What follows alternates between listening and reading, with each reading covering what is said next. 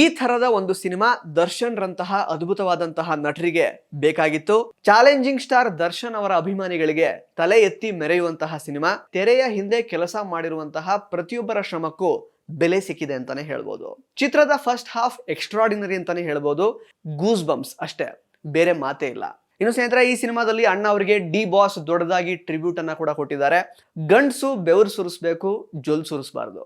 ಮಾಸ್ತಿಯವರ career ನಲ್ಲೇ ಇದು one of the best work ಅಂತ ಅನುಮಾನ ಇಲ್ಲದೆ ಹೇಳ್ಬೋದು. ಇನ್ನು ಕಾಟೇರಾ ಥೀಮ್ ಸಾಂಗ್ ಅನ್ನ ಬಿಟ್ಟು ಬೇರೆ ಹಾಡುಗಳು ಮನಸ್ಸಲ್ಲಿ ಉಳ್ಕೊಳ್ಳಿಲ್ಲ.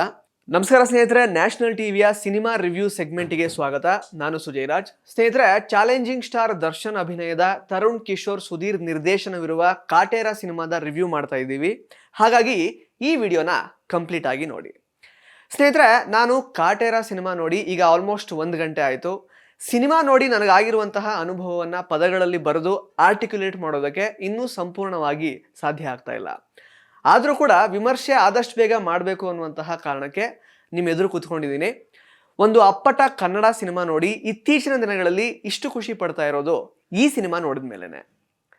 ಸ್ನೇಹಿತರೆ, ಚಾಲೆಂಜಿಂಗ್ ಸ್ಟಾರ್ ದರ್ಶನ್ ಅವರ ಪ್ರತಿಭೆಗೆ ತಕ್ಕುದಾದಂತಹ ಒಂದು ಸಿನಿಮಾ ಯಾಕೆ ಸರಿಯಾಗಿ ಸಿಗ್ತಾ ಇಲ್ಲ ಅನ್ನುವಂತಹ ಕೊರಗು ಬಹಳ ಟೈಮ್ನಿಂದ ನನಗಿತ್ತು.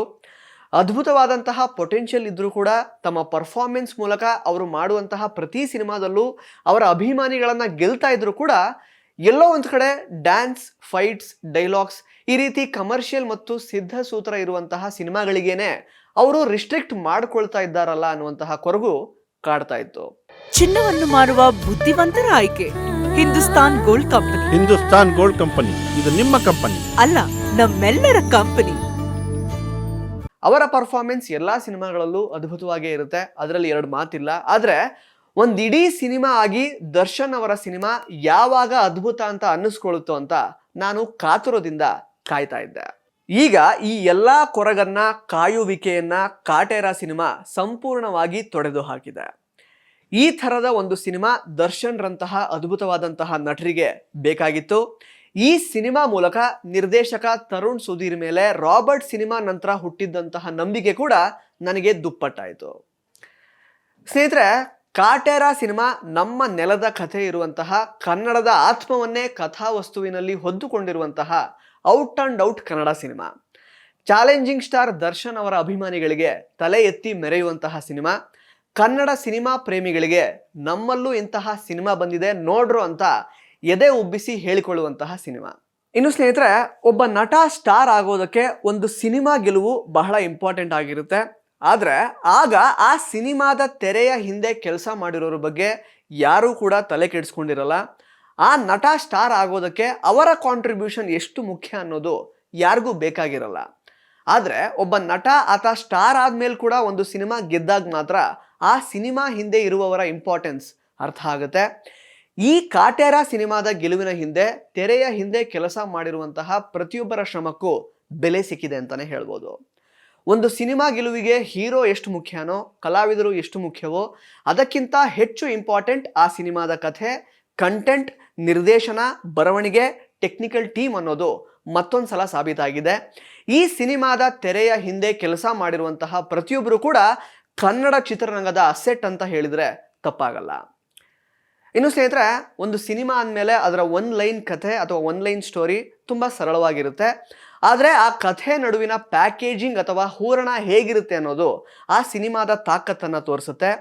ಕಾಟೇರಾ ಸಿನಿಮಾ ಗೆದ್ದಿರೋದೇ ಈ ಪ್ಯಾಕೇಜಿಂಗ್ ವಿಚಾರದಲ್ಲಿ.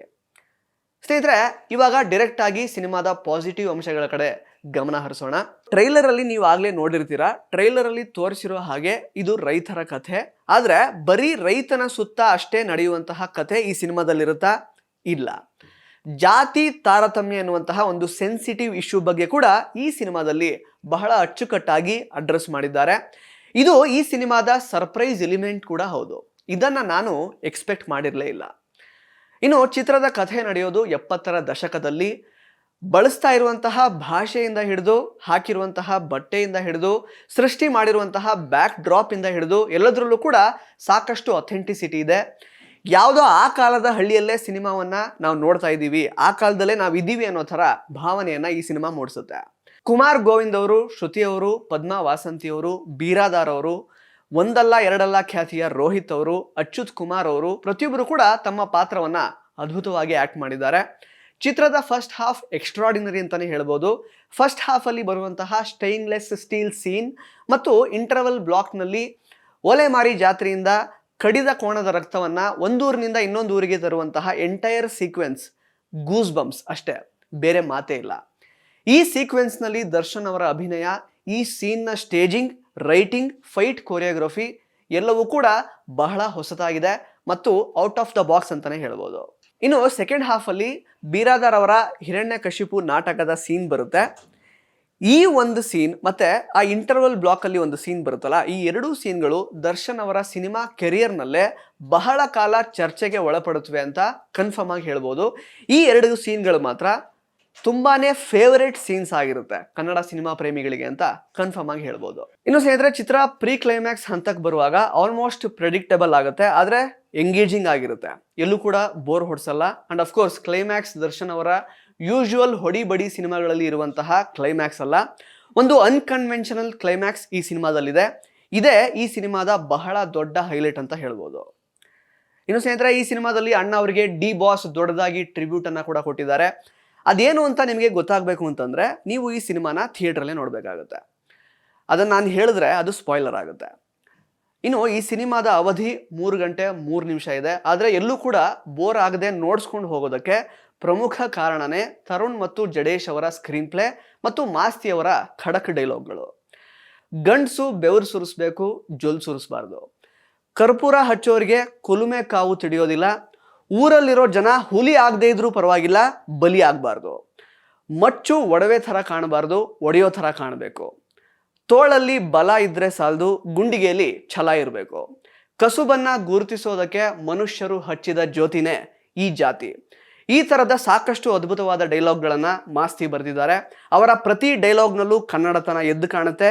ಸಿನಿಮಾದ ಕಥೆಗೆ ಪೂರಕವಾಗಿ ಅವರ ಸಂಭಾಷಣೆಗಳು ಅದ್ಭುತವಾಗಿ ಲ್ಯಾಂಡ್ ಆಗುತ್ತೆ. ಮಾಸ್ತಿ ಅವರ ಕರಿಯರ್ನಲ್ಲೇ ಇದು one of the best work ಅಂತ ಅನುಮಾನ ಇಲ್ಲದೆ ಹೇಳ್ಬೋದು. ಇನ್ನು ನಿರ್ದೇಶಕ ತರುಣ್ ಸುಧೀರ್ ಅವರು ರಾಬರ್ಟ್ ನಂತರ ಸ್ಟೋರಿ ಟೆಲ್ಲಿಂಗ್ ಸ್ಕಿಲ್ಸ್ನಲ್ಲಿ, ಎಕ್ಸಿಕ್ಯೂಷನ್ ವಿಷಯದಲ್ಲಿ ಸಾಕಷ್ಟು ಅಪ್ಡೇಟ್ ಆಗಿದ್ದಾರೆ. ರಾಬರ್ಟ್ ಸಿನಿಮಾದಲ್ಲಿ ಆದಂತಹ ಕೆಲವು ತಪ್ಪುಗಳನ್ನು ಈ ಸಿನಿಮಾದಲ್ಲಿ ಆಲ್ಮೋಸ್ಟ್ ರೆಕ್ಟಿಫೈ ಮಾಡ್ಕೊಂಡಿದ್ದಾರೆ ಅಂತಲೇ ಹೇಳ್ಬೋದು. ತರುಣ್ ಸುಧೀರ್ ಕನ್ನಡದ ಬ್ಯಾಂಕಬಲ್ ಡೈರೆಕ್ಟರ್ಸ್ನಲ್ಲಿ ಒಬ್ಬರಾಗ್ತಾರೆ ಅನ್ನೋದರಲ್ಲಿ ಅನುಮಾನನೇ ಇಲ್ಲ. ಇನ್ನು ಸಂಗೀತದ ವಿಷಯಕ್ಕೆ ಬರೋದಾದರೆ, ಸಂಗೀತ ನಿರ್ದೇಶಕ ಹರಿಕೃಷ್ಣ ಅವರು ಕಾಟೇರ ಥೀಮ್ ಸಾಂಗ್ನಲ್ಲಿ ಇಷ್ಟ ಆಗ್ತಾರೆ. ಅದು ಬಿಟ್ಟರೆ ಬ್ಯಾಕ್ಗ್ರೌಂಡ್ ಮ್ಯೂಸಿಕ್ ಮತ್ತು ರೆಕಾರ್ಡಿಂಗ್ ಮೂಲಕ he is back in the game ಅಂತ ಕನ್ಫರ್ಮ್ ಆಗಿ ಹೇಳ್ಬೋದು. ಇನ್ನು ಸುಧಾಕರ್ ಅವರ ಛಾಯಾಗ್ರಹಣ ಸಿನಿಮಾದ ಕಂಟೆಂಟ್ಗೆ ಪೂರಕವಾಗಿದೆ. ಇಂಟರ್ವಲ್ ಬ್ಲಾಕ್ ಮತ್ತು ಸೆಕೆಂಡ್ ಹಾಫ್ನಲ್ಲಿ ಬರುವಂತಹ ಒಂದು ಇಂಟೆನ್ಸ್ ಫೈಟ್ನಲ್ಲಿ ಅವರ ಶ್ರಮ ಬಹಳ ಎದ್ದು ಕಾಣುತ್ತೆ. ಚಿತ್ರದ art work up to the mark ಇದೆ.